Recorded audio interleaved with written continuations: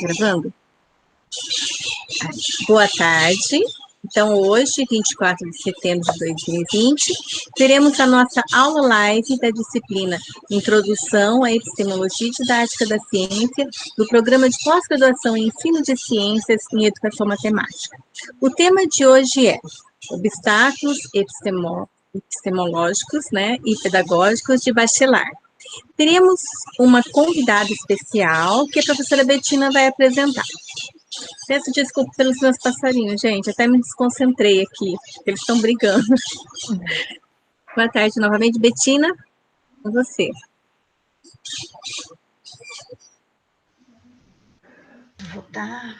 Boa tarde, pessoal. Então, como a prof. Josi já falou, hoje nós vamos discutir um pouquinho de um filósofo muito especial, que é o Bachelard.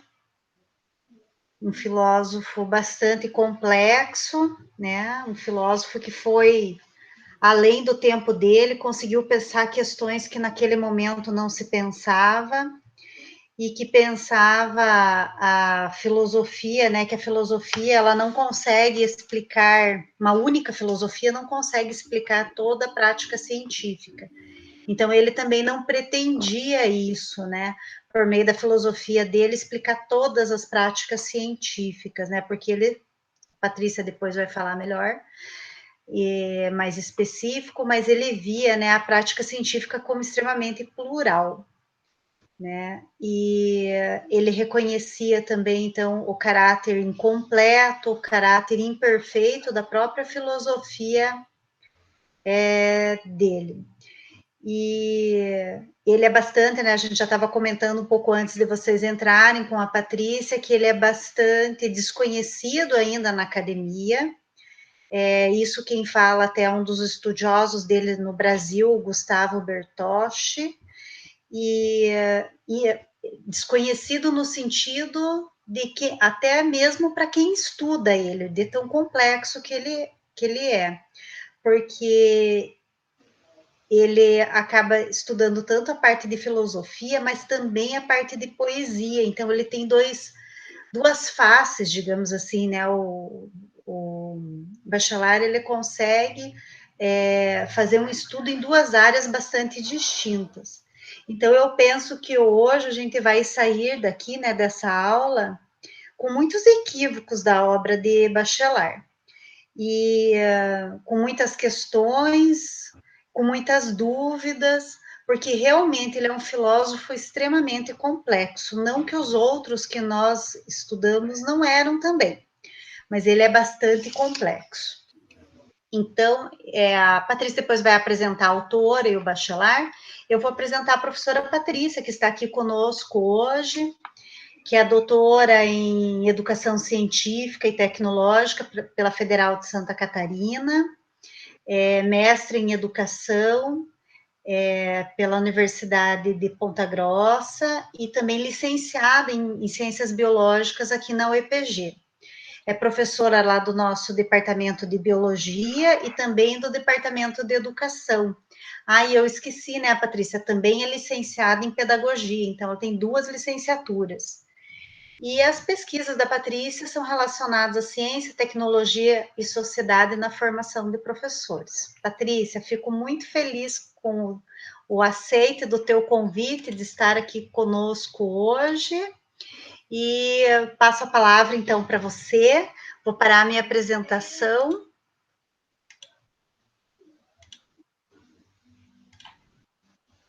Obrigada, Betina. Eu que agradeço o convite para estar aqui com vocês hoje.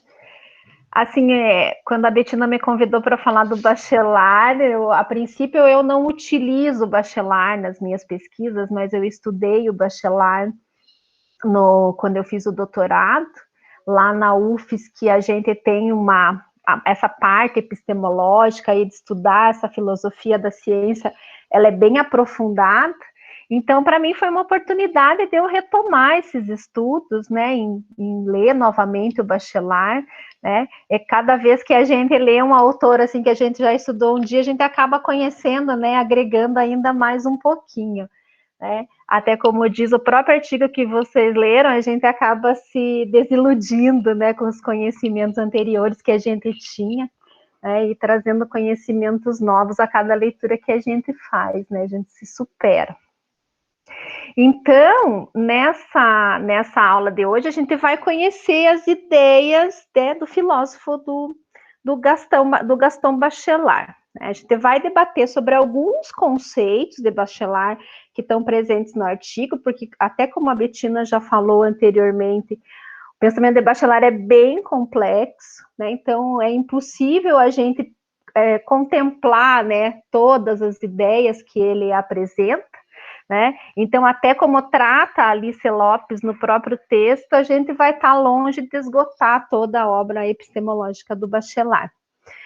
Então, aqui eu trago um recorte que, na minha intenção, possibilita a gente pensar, a gente refletir sobre as pesquisas que a gente está desenvolvendo, sobre as pesquisas, né, que vocês pretendem desenvolver nesse momento que vocês estão agora aqui no mestrado. Né? E eu espero que esses conceitos apresentados mobilizem vocês a uma desilusão com o conhecimento anterior e traga também novas possibilidades de pensar a pesquisa que vocês estão fazendo, assim como o trabalho da gente, né, como educadores nas ciências. Então, eu vou compartilhar a minha apresentação com vocês. Essa apresentação, ela está dividida em 3 momentos. Então, primeiramente, a gente vai se situar historicamente, né? A gente vai situar o Bachelard historicamente. Vamos, num segundo momento, trazer alguns conceitos da sua filosofia, como o espírito científico e o obstáculo epistemológico, e como que esses conceitos eles se aplicam nas nossas pesquisas, e, por fim, trazemos algumas noções da epistemologia de Bachelard dentro do ensino de ciências. Então, tá tudo certo a apresentação aí? Tá, Patrícia, só acho que colocar no modo apresentação. Tá, isso mesmo, verdade. Ok, agora deu certo. Tá. Então, primeiramente, eu vou trazer para vocês um pouco do contexto da autora do artigo, a Alice Cassimiro Lopes. Ela é professora na Universidade do Estado do Rio de Janeiro e ela é uma das maiores referências hoje quando a gente trata de teorias do currículo. Ela possui uma produção científica considerável, ela tem 80 artigos publicados nas melhores revistas científicas da área de educação, 22 livros publicados, e em sua trajetória acadêmica incluem as pesquisas em ensino de ciências, né? Pela sua formação inicial, ali vocês podem ver que ela é licenciada em Química. Os seus estudos sobre o Bachelard, eles são oriundos de sua pesquisa de mestrado na filosofia da educação, em que ela discutiu sobre os obstáculos ao aprendizado da ciência química.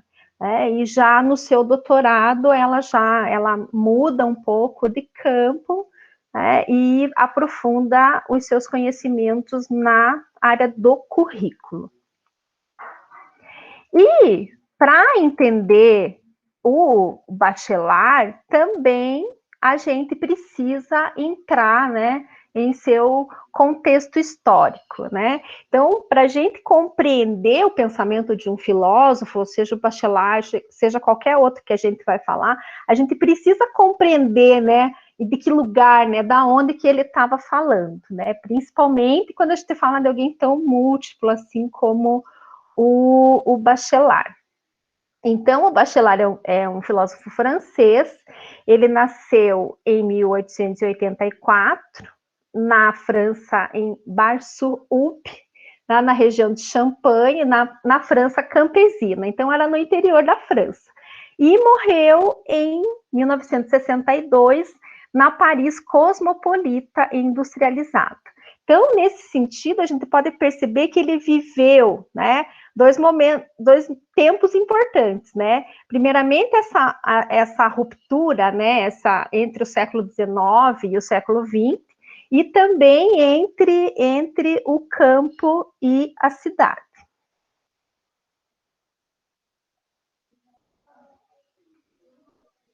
Em sua trajetória profissional e acadêmica, o Bachelard ele trabalhou nos Correios enquanto ele estudava matemática.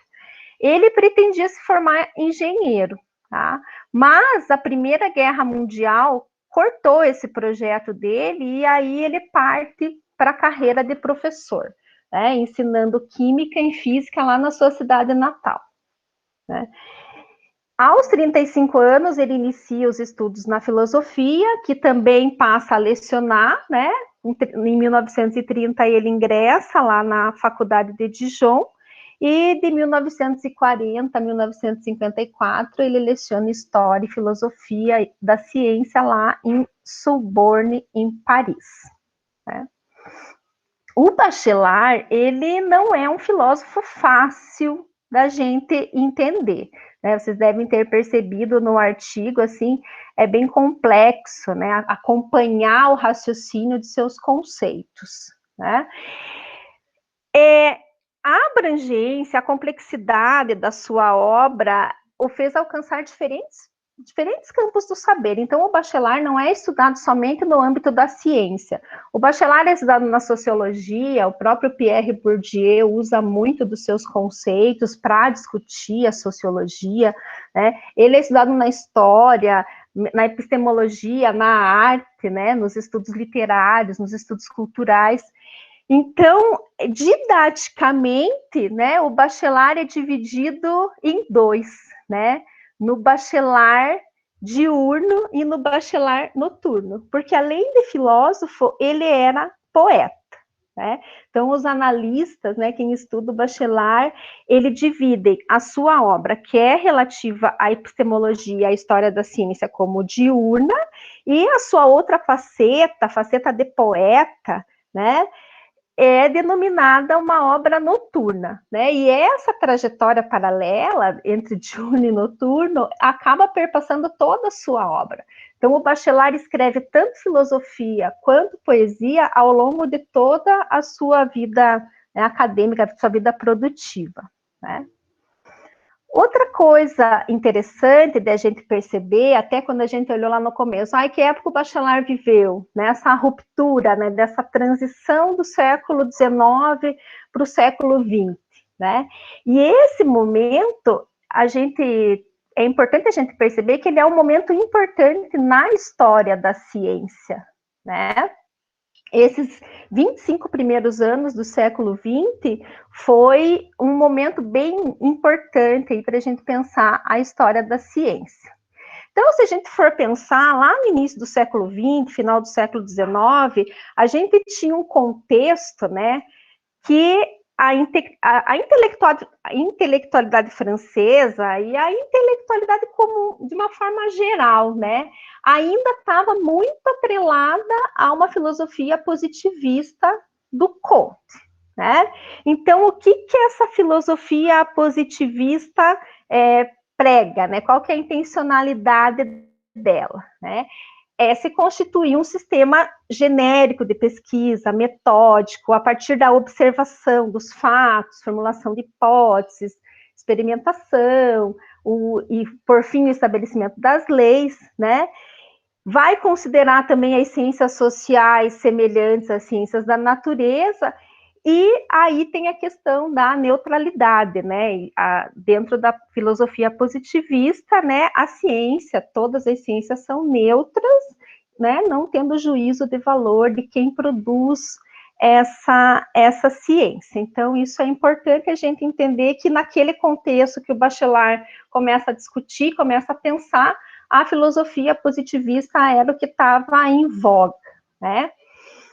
E aí, nesse primeiro momento do século, final do século XIX, meados, né, começo do século XX, esse primeiro quarto do século XX, aí acontece coisas importantes, fatos importantes aí no âmbito da ciência. E aí eu trouxe essa figura para ilustrar para vocês, né, um dos fatos bem importantes aí que ocasionou uma ruptura, né, vamos começar a falar nos termos dele no pensamento científico. Então, essa evolução do modelo atômico foi, assim, um grande marco, né, dentro da filosofia da ciência, ali no começo do século XX. Né?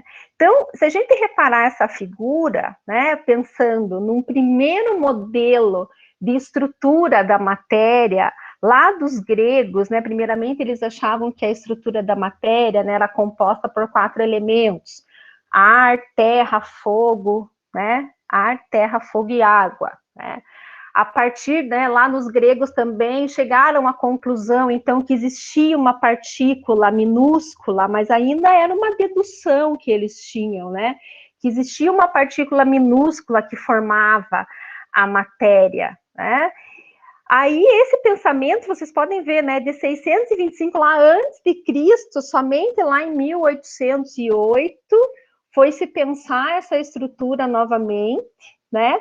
Aí, por meios experimentais, o Dalton chegou a um primeiro modelo atômico, mas que ainda ele era parecido com o modelo atômico lá do grego. Então, o Dalton chegou à conclusão que a matéria era formada por essas estruturas sólidas, né? Esse átomo que era indivisível, né?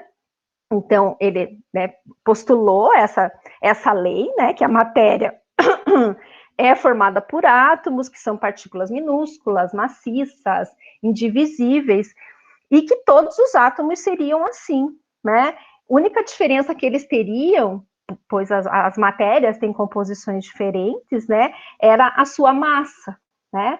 Que isso que formava os diferentes elementos químicos.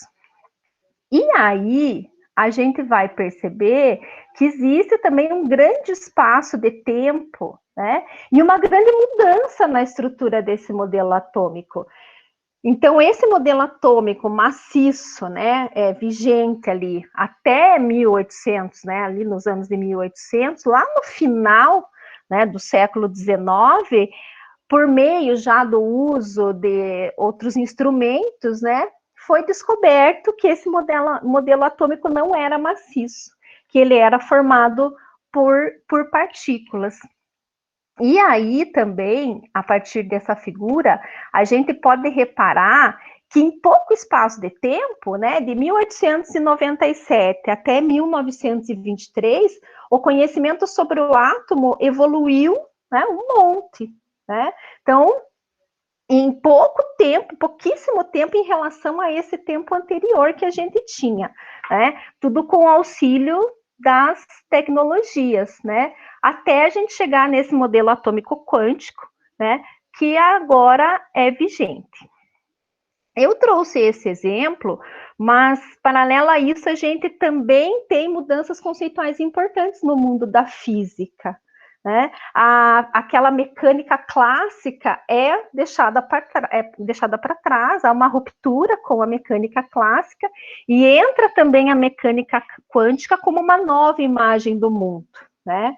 Que ela houve uma revisão radical dos conceitos da física, né? Que movimentou aí com a teoria da relatividade do Einstein. Então, mas isso é somente para ilustrar aonde, né? Qual que é o cenário da produção intelectual do Bachelard, né? Então, a partir dessas questões, o Bachelard começa a desenvolver as suas ideias. É importante a gente entender, né, a partir daqui, a autora também traz em um momento lá no artigo, né, que todo esse desenvolvimento, né, em questão de pouco tempo, foi com auxílio, né, foi mediada com a técnica. Então, não foi somente uma relação direta do sujeito ao objeto, como a ciência acontecia antigamente, né? Agora, a gente tem o que o Bachelard chama de fenomenotécnica, né? Então, existe essa relação entre o sujeito e o objeto, mas agora ela é mediada pela técnica, né? Mas é importante, né, aí no pensamento do Bachelard, a gente entender que mesmo essa relação sendo mediada pela técnica, não se deve esquecer que tem um sujeito, né? O subjetivismo existe nesse processo, né? A influência do sujeito sobre o objeto somente é mediada pela técnica, né, pelo aparelho. Mas existe um sujeito ali, né, nesse processo, um sujeito que pensa. E esses valores do sujeito, que é o que a gente vai começar a discutir agora, estão incutidos, né, nessa relação.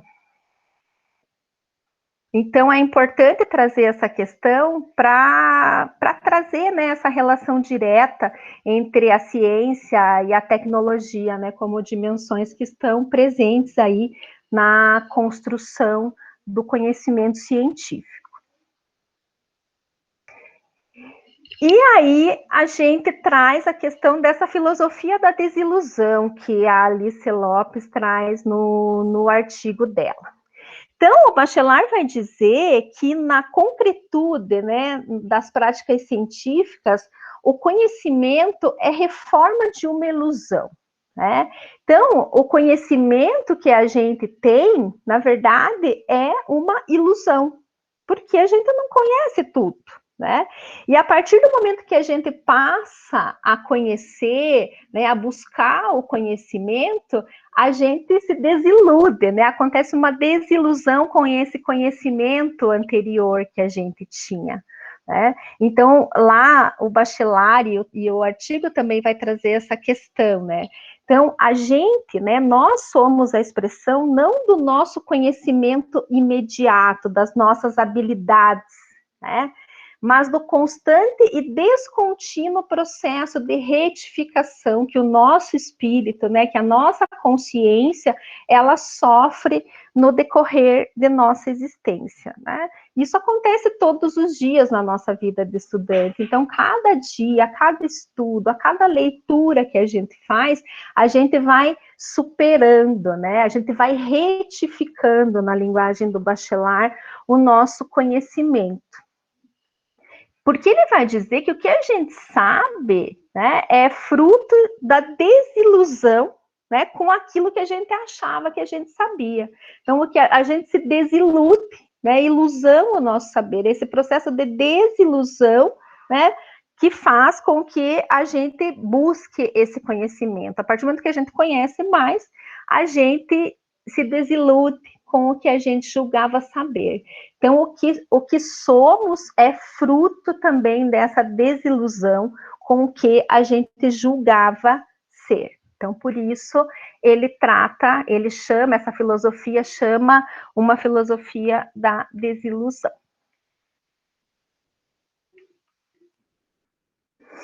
E nessa perspectiva, eu trago a questão do erro, né? Que a questão do erro do Bachelard é uma das contribuições fundamentais da sua epistemologia, né? Essa primazia do erro na construção do conhecimento científico, né? O que acontece? Frequentemente a gente vê o erro como uma coisa a ser evitada, né? Quando a gente pensa no erro, a gente pensa o quê? A gente pensa que a gente tem que evitar que ele aconteça, né? Principalmente se tratando numa pesquisa científica, numa trajetória que a gente está fazendo de pesquisa, né? Uma das coisas que a gente pensa que a gente não pode errar, né? Então, o Bachelard, ele vem defender a ideia que a gente precisa errar na ciência, pois o conhecimento científico, a ciência propriamente dita, ela se constrói pela retificação desses erros, né? Então, esse conceito de retificação também é importante a gente pensar, porque a retificação não é a troca do velho pelo novo, né? Quando a gente pensa em retificação, é como se a gente arrumasse, né? Como se a gente reorganizasse em cima do que a gente já tem, né? Então, o erro, né, e a construção do novo conhecimento, a construção da ciência, ela não vai suprimir o que eu sabia anteriormente, mas eu vou retificar, eu vou reorganizar essas ideias, né? Então, ele traz essa primazia do erro, a necessidade desse erro, para a gente poder retificar os nossos conhecimentos, o que a gente já sabia anteriormente, né, para a construção desse conhecimento científico. Então, na ciência, a gente não trabalha com o que se encontra visível aos nossos olhos, né? Muito pelo contrário, a gente precisa ultrapassar as aparências, né? Pois, olhando por meio de uma perspectiva empirista, e daí o Bachelard era crítico à perspectiva empirista, ele era crítico àquele positivismo, a essa filosofia positivista, né? Que o aparente é importante para essa filosofia, né? A gente tem que pensar até nas nossas pesquisas, nos nossos trabalhos, nas nossas visões de mundo, né? Que o aparente ele é uma fonte de enganos, ele é uma fonte de erros, né? E que o conhecimento científico ele vai se estruturar por meio da superação desses erros. Então aí vem um constante processo de ruptura com o que a gente pensava que a gente conhecia, então com o que a gente pensava ser conhecido, né? Então a gente conhece sempre contra um conhecimento anterior, né? Retificando o que a gente julgava sabido, o que a gente julgava já sedimentado, né? Então, nós somos expressão não do nosso conhecimento imediato, né? Mas de um constante, esse descontínuo processo, né? De retificação que o nosso espírito vai sofrendo no decorrer da nossa existência. Então, o Bachelard, ele vai atrelar essa questão do erro à própria busca da verdade, né? Então, é por meio desses erros que nós vamos construindo o nosso conhecimento e vamos buscando a verdade, tá? Se esse movimento é um movimento contínuo, eu nunca vou chegar a uma verdade absoluta, né? Então, diferentemente também, em contraposição à filosofia positivista, ao empirismo, aonde se acreditava, né, que toda a busca metódica pelo conhecimento traria uma verdade absoluta, aqui em Bachelard a gente tem a verdade no devir, né? A verdade nessa busca do conhecimento. Se esse conhecimento está sempre sendo retificado, estas verdades estão em constante movimento também, né? Então, o que isso quer dizer? Eu até grifo porque é importante, né? Porque até mesmo nas nossas pesquisas, seria ingênuo da nossa parte achar que nós vamos chegar ao encontro da verdade, né? A gente vai se aproximar dessa verdade, né? As verdades são sempre provisórias, elas estão em constante construção. A gente tem aquele modelo da nuvem de elétrons da química, por exemplo, lá de 1923, até hoje ele é vigente, até hoje. Amanhã pode vir um outro modelo atômico e superar todos esses, né? Então, isso é uma questão bem importante que a gente tem que ter em mente, né? Até no próprio ensino de ciências, porque comumente o próprio processo lá de organização, assim, rapidamente falando, assim, mesmo a questão do livro didático, a ciência muitas vezes aparece como uma verdade, o que está ali é verdade absoluta, né? Então, a gente, como professor, a gente sempre tem que ter em mente que a verdade é esse constante devir, que a verdade é sempre provisória. Se alguém quiser fazer uma colocação, né, porque eu não tô enxergando vocês, né? Então, eu deixo aberto. Eu estou olhando aqui no chat, aí qualquer coisa, se for pertinente, eu te interrompo, senão a gente deixa para o final. Tá bem. Tá bom? Pode ser? Pode, claro. Então, tá bom. Tá, vamos lá, continuar, então. E aí, o texto também traz para a gente, né, a crítica que o Bachelard faz aos continuistas, né, e é esse continuismo que é um pensamento, né, que é uma ideia vigente lá na filosofia positivista. Então, conforme a gente viu, né, o que é essa continuidade do conhecimento científico, né? Antes de a gente entender o que é a descontinuidade. Então, conforme a gente viu antes, né, lá no início do século XX, a história da ciência ela teve um progresso, né? E a posição que a gente tinha predominante na questão filosófica era positivista. Então, nessa visão, né, nessa posição, nessa ideologia, podemos dizer assim, nessa visão de ciência positivista, a história ela é concebida como um relato simples das descobertas feitas no passado, né? Como se essa noção de progresso ele fosse contínuo. Então, ela vai dizer que os conceitos vão se somando uns aos outros, né, como o desenrolar de um novelo, né, de forma linear. É como se eu virasse as páginas do livro e tudo tivesse, né, uma sequência, né. E que a compreensão dos diversos saberes são expressões de uma única racionalidade, né, que é a racionalidade científica, a racionalidade positivista. Aí a história é concebida dessa forma, né? Como um contínuo relato dos eventos, tal como num livro, né? Onde vem um capítulo, daí vem o capítulo seguinte. E aí eu trago novamente a figura lá dos pensadores da química, né? Então, ele traz como se esse conhecimento não viesse lá, quer dizer, veio lá dos gregos antes de Cristo e chegou até a nuvem de elétrons de uma forma linear, né? Como se fosse uma sequência de eventos. Só que ali mesmo naquele gráfico a gente pode perceber que teve um grande espaço de tempo, né? Entre um evento e outro, né? Praticamente um século aí até vir um outro pensamento, né? Sobre o átomo. Então, o Bachelard faz essa crítica, né, essa ideia da existência de um fio condutor ao longo da história.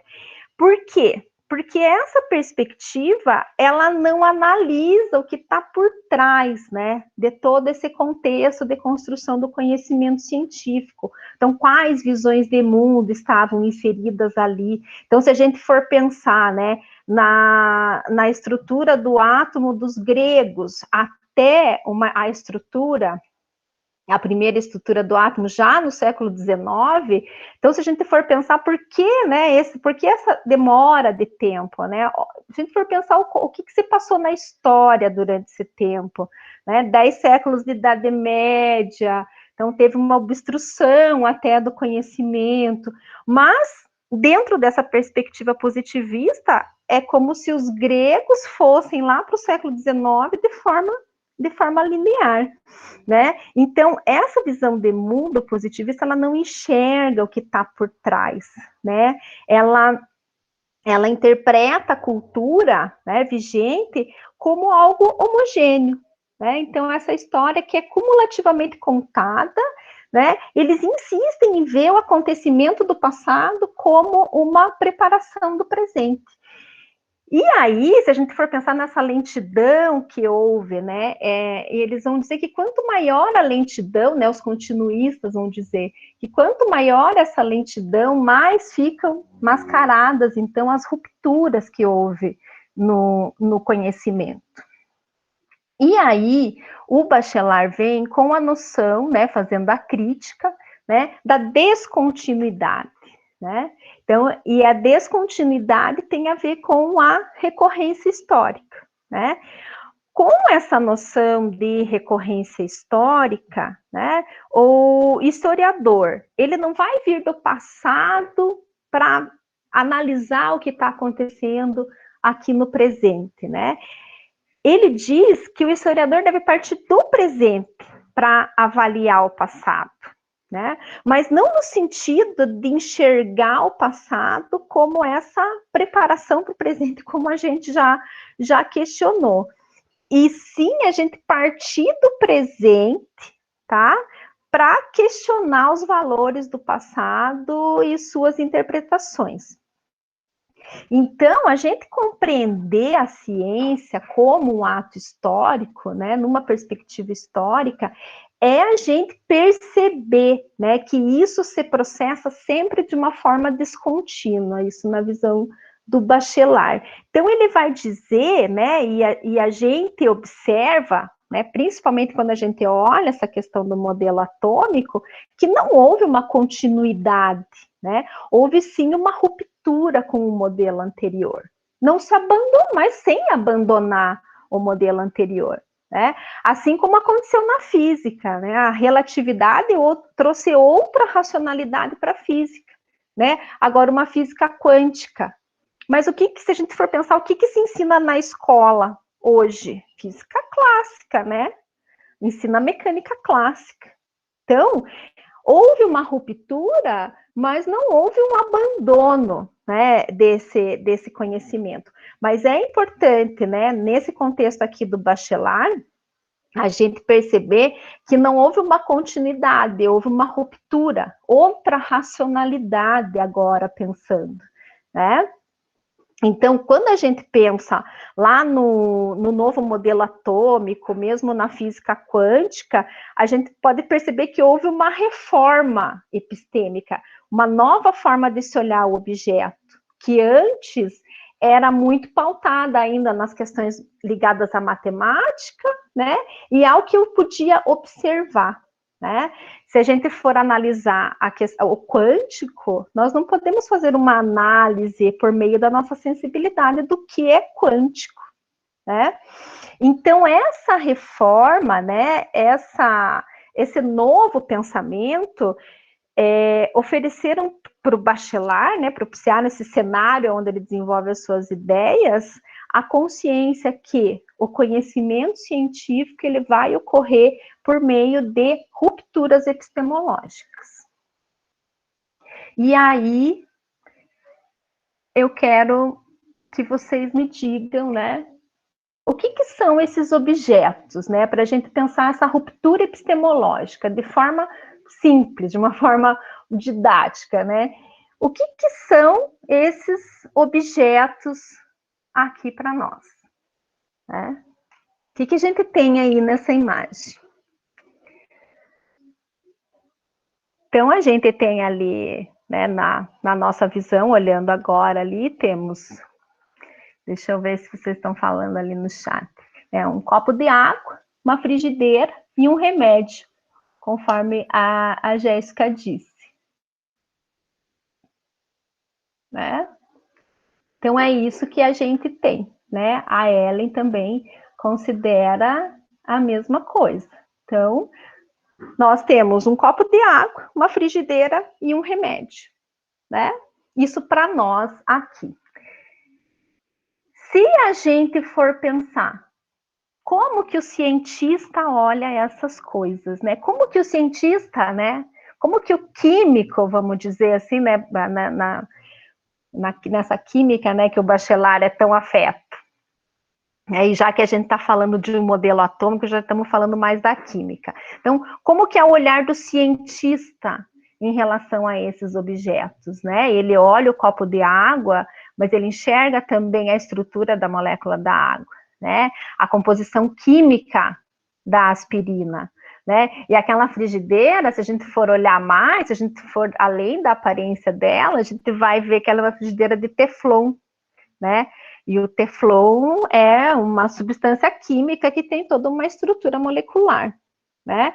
Então, esse é o olhar que o cientista tem para esses objetos, né? Então, o que a gente pode perceber aqui, né? Que as racionalidades do senso comum e do conhecimento científico são diferentes.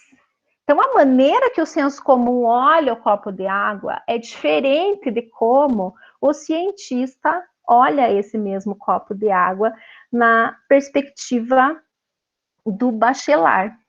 E aí que, para isso, né, para a superação, né, dessa visão do senso comum, que o Bachelard apresenta essa noção de ruptura epistemológica, tá? Deixa eu voltar lá só mais um pouquinho.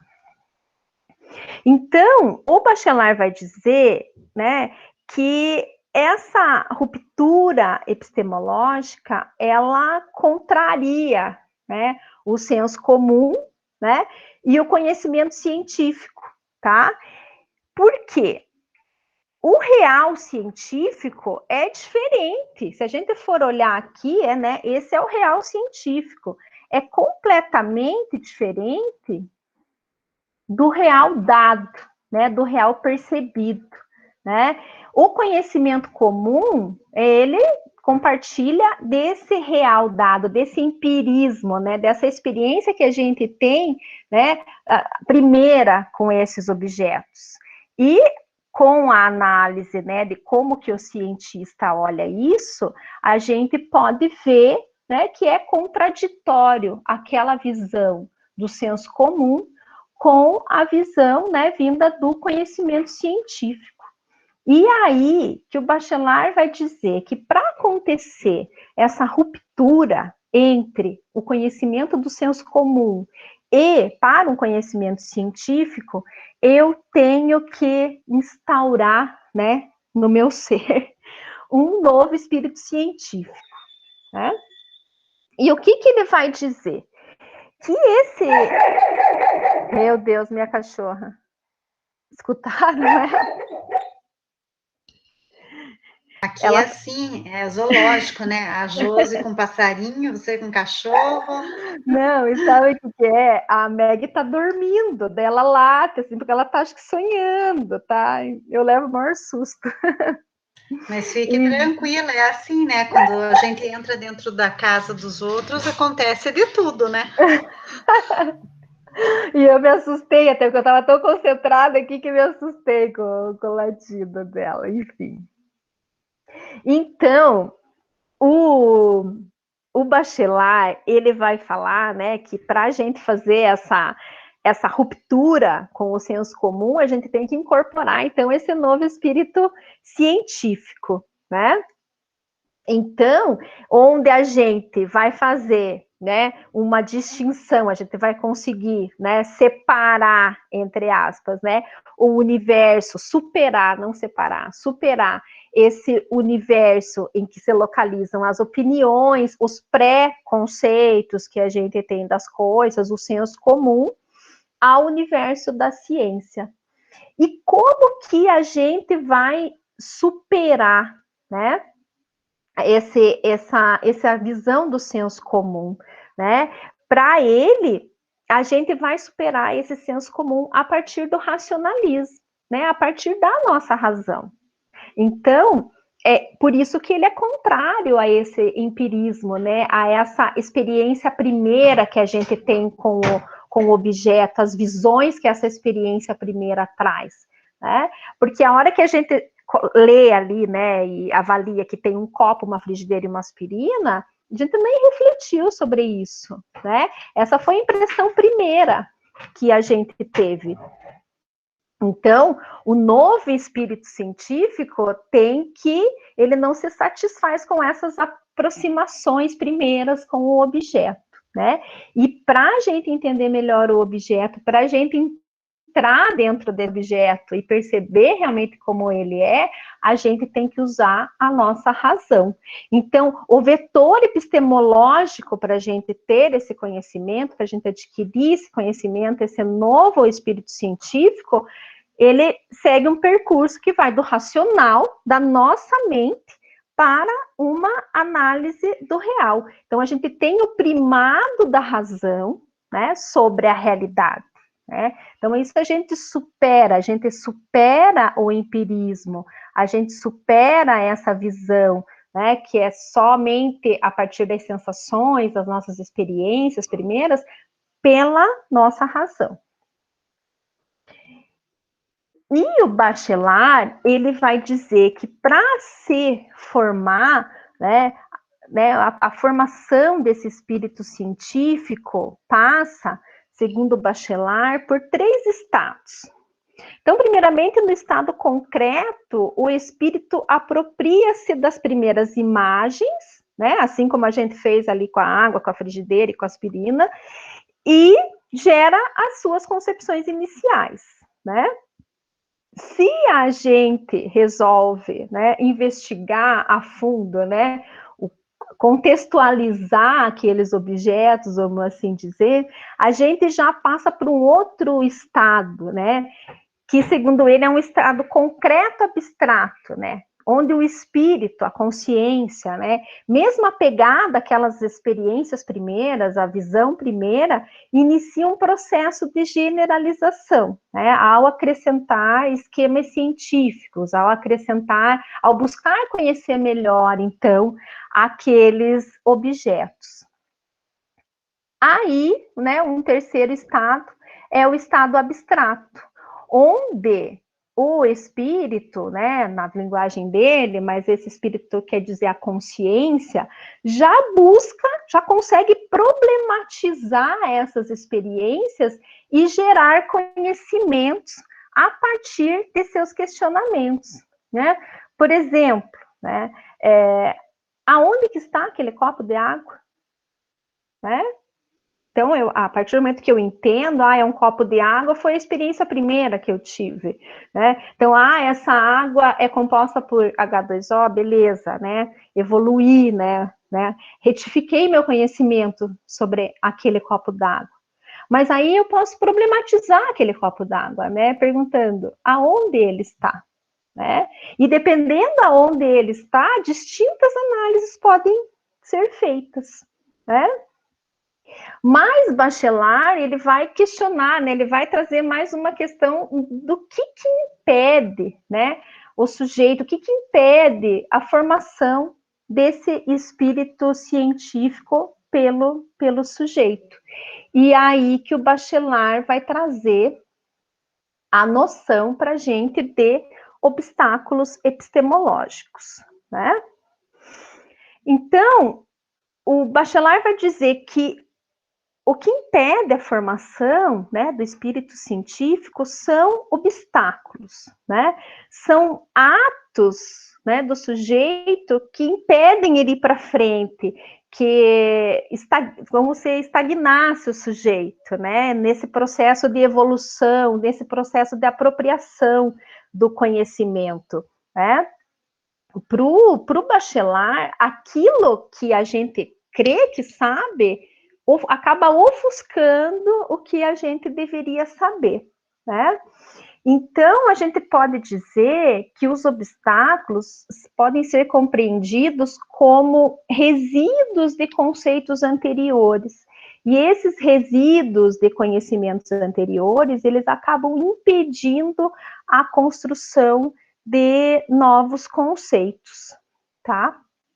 E o Bachelard, ele aponta vários obstáculos que impedem, né, essa ruptura, as evoluções da ciência, então, essa ruptura com o conhecimento do senso comum, né? Então, para o Bachelard, o primeiro obstáculo a ser superado é a opinião, né? Pois, para ele, a opinião pensa mal, né? Na verdade, ela não pensa, ela acaba traduzindo necessidades em conhecimentos. E aí, ele vem com a ideia assim que a gente não deve opinar sobre aquilo que a gente não conhece, né? Que a gente deve, sim, então, buscar conhecimento para superar essa deficiência. Então, se eu não sei, eu posso até ter uma ideia, ter alguma representação, ter alguma noção, né? Mas a gente tem que superar esse obstáculo, né? Desse conhecimento primeiro, desse conhecimento do senso comum, na visão do Bachelard. Então, a gente tem que buscar conhecimento para superar isso. Então, dessa forma, o verdadeiro espírito científico é aquele que se opõe, né? Aquele que questiona, aquele que pergunta. Então, o Bachelard vai dizer, né, que esse espírito científico, ele proíbe que tenhamos opinião, né? Uma opinião sobre as questões que não compreendemos. Ele vai enfatizar, ele vai trazer essa ideia que, em primeiro lugar, né? Então, se eu não compreendo alguma coisa, Então, por que que essa coisa é assim, né? Tenho que questionar, eu tenho que problematizar, eu tenho que perguntar sobre essa realidade, né? Então, ele vai trazer essa questão que, em primeiro lugar, é preciso saber formular problemas. Então, ele vai trazer essa ideia que, para o espírito científico, né, todo conhecimento é a resposta a uma pergunta. E que, se não há pergunta, não pode haver conhecimento científico, tá? E aí, eu vou trazer, na verdade, um problema para vocês. Porque se vocês forem pensar, né, tipo, nós estamos aqui, entramos no mestrado esse ano, a gente resolveu se aventurar nessa aventura no mundo da pesquisa, né? Eu quis, então, a intencionalidade de cada uma de vocês é agora incorporar esse espírito científico. Trazendo essa questão, então, aqui para a nossa realidade. Então, quando vocês chegaram até aqui, né, o que trouxe vocês até aqui é vocês querem entender determinado fator da realidade de vocês, né? E esse fator é um problema para você, né? E você buscou esse espaço do mestrado para resolver, né? E aí, eu gostaria de ouvir um pouco de vocês, né, sobre qual é o problema de pesquisa de vocês. E eu sei que essa é a pior pergunta que alguém, um professor, pode fazer quando a gente está na pós-graduação, né? Mas é uma pergunta que sempre tem que ser feita, né? Qual que é a questão que a gente quer responder? Qual que é o problema da nossa pesquisa, né? Porque sem essa pergunta, a gente não vai conseguir caminhar, a gente não vai conseguir produzir a ciência que a gente está disposto a produzir, né? Então, por pior que seja essa pergunta, né? E por mais que na minha razão, né? Aposto que cada uma de vocês está pensando assim, na minha razão eu tenho clareza, né? Eu fiz um projeto, né? Eu sei o que eu quero estudar, mas eu sei que é complicado também expressar, né? Eu vou confessar para vocês que essa, para mim, assim, era a pior pergunta que alguém podia me fazer, né? E o meu orientador, eu estava terminando a tese, a primeira coisa que ele perguntava para mim quando eu entrava na sala dele: ai, Patrícia, qual que é teu problema de pesquisa mesmo? Entende? E é uma questão que acaba embaraçando a gente, mesmo com uma trajetória aí longa de pesquisa. Então, por isso que já de cara, né, eu boto vocês para pensarem sobre isso, né? Porque é de suma importância para vocês desenvolverem a dissertação, que vocês tenham clareza de qual que é o problema de pesquisa de vocês, né? Qual que é o problema que trouxe vocês até aqui e delimitar essa questão central que tem que ser respondida, né? Por quê? Porque eu só posso abordar a realidade de uma maneira efetiva por meio desse problema, por meio de um problema consistentemente formulado. E aí que eu jogo, né, a batata quente na mão de vocês um pouco, né?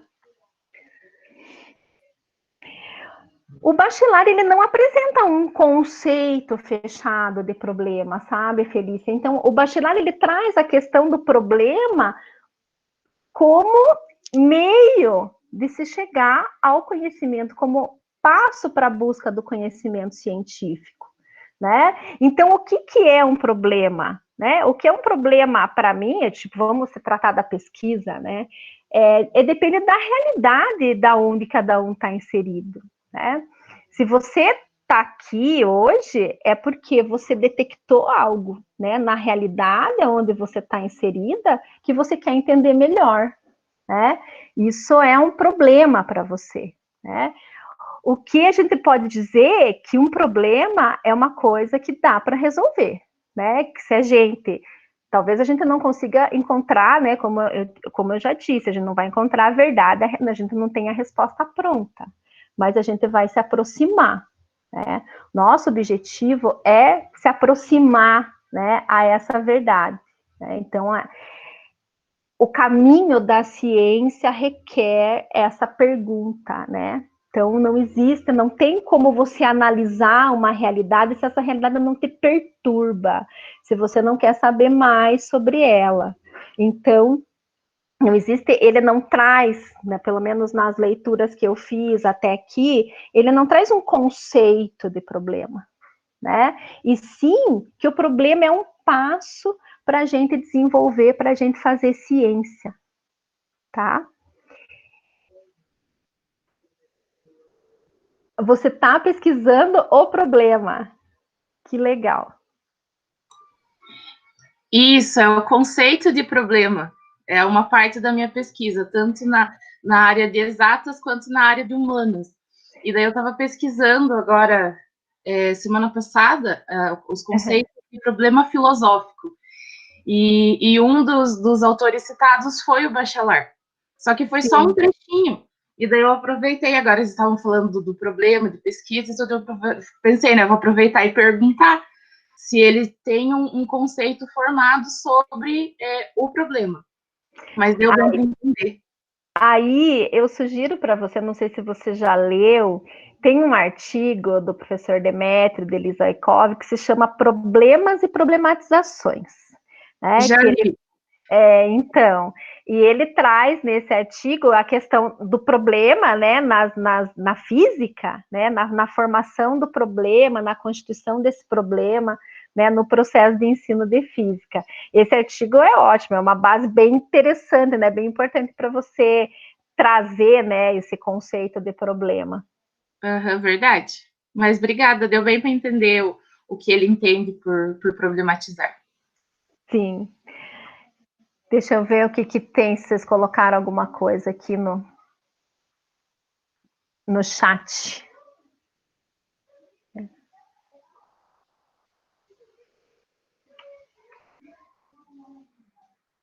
Ninguém quer pensar, essa pergunta é uma pergunta intrigante mesmo, né? Se falar sobre o problema de pesquisa, parece que você está mexendo com algo muito íntimo, né? Da pessoa. O que é o teu problema, Rê? Então, a gente vai analisar sobre a parte da astronomia nessas últimas mudanças do currículo que teve, né? Que esse ano a gente está com o currículo piloto, mas provavelmente é o que vai ser implementado para o ano que vem. Então, aí a gente vai fazer a análise da parte da astronomia, o que mudou. É um problema, né, gente? Porque daí você vai trabalhar ainda no contexto da educação do campo, não? Vai trabalhar alguma coisa lá com ele? No começo a ideia era essa, mas agora a gente meio que deixou de lado. Por conta da pandemia, muita coisa acabou mudando, né? E Sim. Aí a gente arrumou para esse lado mais geral mesmo. Não vai ser específico, mas eu quero colocar assim, um adendo lá sobre a parte da educação do campo. Sempre. E essa parte, né, da astronomia, se a gente for pensar, existem fatores ideológicos, né, pensar numa terra plana, então é complicado, né, tem muitas questões aí que a gente vai até ver lá na frente, né, são muitas determinações que esse objeto educacional acaba tendo e que a gente tem que pensar nas nossas pesquisas também. Deixa eu ver o que a minha pergunta norteadora é. Quais as contribuições que a representação em perspectiva podem trazer para o ensino de geometria a partir de uma conexão entre matemática e arte? Muito bem. Mas o teu problema, na verdade, você conseguiu nortear a pergunta, né? O teu problema seria que os alunos, né, que a representação de perspectiva dos alunos, né, como que você problematizou essa ideia? É importante, porque vocês, no trabalho de vocês têm que contar como que vocês chegaram a essa questão, né? porque você conseguiu delimitar essa questão a partir de um problema. Então, a Karen, vamos ver. A questão que pretendo responder é como estão as pesquisas sobre as tecnologias digitais na educação matemática no âmbito dos grupos de pesquisa. Muito legal. Eu estou gostando dessa ideia, inclusive eu estou estudando, estou começando a estudar sobre isso, sobre pesquisas sobre pesquisas, né, para a gente conseguir mapear um campo, né, então eu acho muito legal esse estudo que você vai fazer, né, como que as pesquisas, né, isso tudo alimenta o próprio campo da educação matemática, muito legal. Porque às vezes a gente fica buscando, né, outras formulações, né? E existe tanta coisa já escrita, tanta coisa publicada, que é legal trazer isso para o círculo, né? Do campo, do círculo da área. Então, a Felícia, acredito que o meu problema é como melhorar o ensino de matemática na socioeducação. Que legal. Então, é interessante isso, Felícia. Você tem que trazer, então, como que, aonde, qual, porque é o teu lugar de fala, se for pensar que o problema está dentro do teu lugar de fala. Então, como que você percebeu, né, esse problema? É importante vocês fazerem esse exercício que é bem subjetivo, né? Então, como que a tua racionalidade, né, percebeu a partir do teu espaço de fala, a partir do teu lugar, como que se construiu, né, esse problema? É uma parte que tem que estar lá na introdução do trabalho de vocês. Será que se faz pesquisa no estágio dos cursos de licenciatura em Química e quais as tendências encontradas? Sim. Nossa, aí você também vai ter bastante coisa aí para investigar, né? Formação de professores a partir da perspectiva da pesquisa, né, ver como, né, qual é o produto desse estágio, né, com os alunos, quais as tendências encontradas. Legal. Então, na verdade, nesse momento aqui, eu queria só dar uma cutucada em vocês, né, para vocês perceberem a necessidade, né, tipo, então, para a gente fazer ciência, né, a gente precisa de um problema a ser resolvido. Deixa eu ver a da Francine, que ela colocou aqui. Qual a importância e referência da imagem fotográfica na construção do pensamento sobre o desenvolvimento sustentável? Legal. E você fala, né, de imagem, sabe que a primeira imagem fotográfica que veio na minha cabeça, né, até quando você fala, é a da destruição, né?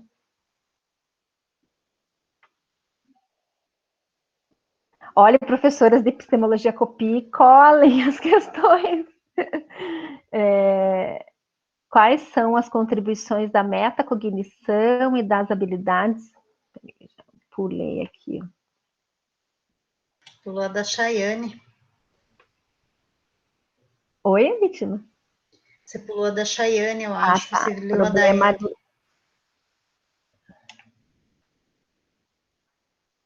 Da Chayane tá mais a Ellen, Daniele.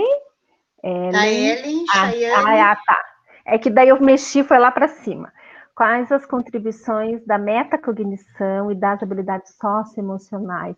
Nossa, essa você... Ah, tá.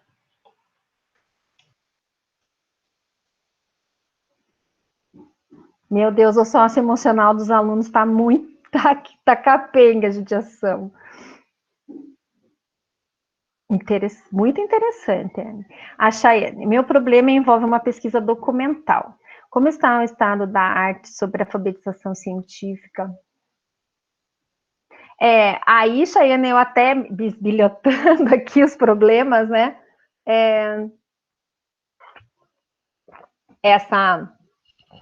Essa questão que eu falei para vocês que eu estou lendo, que é a pesquisa sobre pesquisas, né? Que o estado da arte não deixa de ser isso. a meta-pesquisa, né, meta-análise, ela é bem interessante para fazer esse mapeamento, né, a perspectiva metodológica da meta-análise, só uma sugestão. Quais as possíveis contribuições da modelagem matemática no desenvolvimento infantil e na construção do mundo da criança? Que legal. Quais os aspectos deverão ser contemplados na organização das atividades para crianças, voltadas para o desenvolvimento do pensamento geométrico? Bastante gente da matemática, né, Betina? Tem da matemática, a gente tem um número grande, a gente tem poucos alunos da física, mas da matemática bastante. Acho que é a maioria. Quais os impactos do desafio do desempenho na saúde mental dos acadêmicos da graduação e pós nos tempos de pandemia?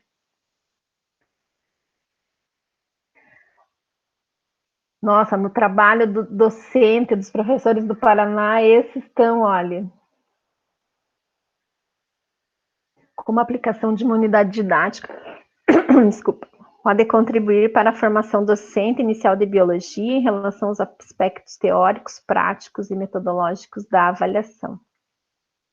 Da biologia, a biologia é você que está orientando, Betina? Não, a Fernanda me abandonou, ela é da professora Mariângela, que trabalha com avaliação. A Fernanda foi minha iniciação científica, mas hoje ela está com a Mariângela. Mas é egressa da bio. Da bio. Ai, que legal. Nossa, vocês estão de parabéns, meninas, porque assim estão todas já, né, bem focadas, né, já, né, com essa questão da organização dessa questão. Isso, dentro da perspectiva do bacharel, vocês já estão com o espírito científico incorporado, né? Muito legal, meninas.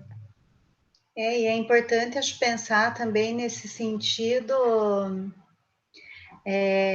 Patrícia, que o problema de pesquisa nosso, ele não é estático, né? A partir do momento que a gente vai estudando, incorporando as nossas teorias, os nossos estudos, também a pesquisa, a questão de pesquisa, ela vai se refinando, ela vai ficando mais... de forma que a gente consiga responder ela da melhor maneira possível para se chegar, né, a um aspecto da realidade, como Bachelard fala, não a uma verdade, mas a gente consegue descrever ela parcialmente. Aproximações, né? Aproximações, exatamente. Então, sempre com essa ciência, né, eu acho que isso o Bachelard nos ensina também nessa epistemologia dele, né, esse olhar que a gente tem que ter para a pesquisa científica, não verdades absolutas, que as nossas questões, elas não devam de ser tão amplas que seja impossível responder, ou tão simples que um sim ou um não respondem, sim, né? Com certeza, então... com certeza, mas é interessante tocar nisso, que essa questão não é imutável, né? No decorrer das pesquisas, nessa retificação do conhecimento, né? Porque vocês ainda estão num momento de disciplinas, né? De incorporação, de conhecimento. Então, o próprio aumento, né, do espectro de visão da realidade possibilita até outras articulações, outros refinamentos, né? Desse problema. Muito legal. Deixa eu só fazer um comentário, eles estão falando aqui no chat que a culpa é da professora da Ana, é que a Ana foi professora deles de metodologia de pesquisa. Então, como eles já tiveram essa disciplina, eles têm que estar, né, bem afiados em relação à questão de pesquisa, porque isso foi discutido e trabalhado bastante em metodologia.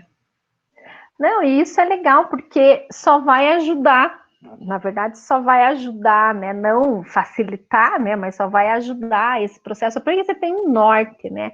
Já tem uma direção, o caminho a seguir. Agora, né, dependendo da temática a ser tratada, né, normalmente ali esse caminho não é um asfalto, pista dupla, né? Aí normalmente é uma mata fechada, pode ter uma trilhinha, né?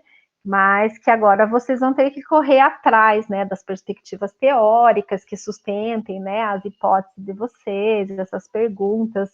Mas o importante é ter essa direção, né? Esse sentido que a pergunta dá, né? Traz para a gente, né, nesse momento de pesquisa. Então, explicitada essa questão dos problemas de pesquisa, né? Vocês me contaram já, então de parabéns, qual é o problema de pesquisa de vocês. A gente parte para a ideia, né, da pesquisa científica e os obstáculos epistemológicos, porque nesse processo agora do andamento da pesquisa, vocês vão ter que superar, né, esse obstáculo epistemológico. Essa noção de obstáculo epistemológico é de fundamental importância para o desenvolvimento do conhecimento no âmbito das pesquisas, né? É na superação desses obstáculos que mora, né, o sucesso da pesquisa, né? Então, a gente só que tem que ter clareza que uma condição, né, para a superação desses obstáculos é a consciência por parte do cientista, né? Então, cada uma de vocês tem que ter consciência, né, que existem esses obstáculos, né, e que eles não podem ser neutralizados, né?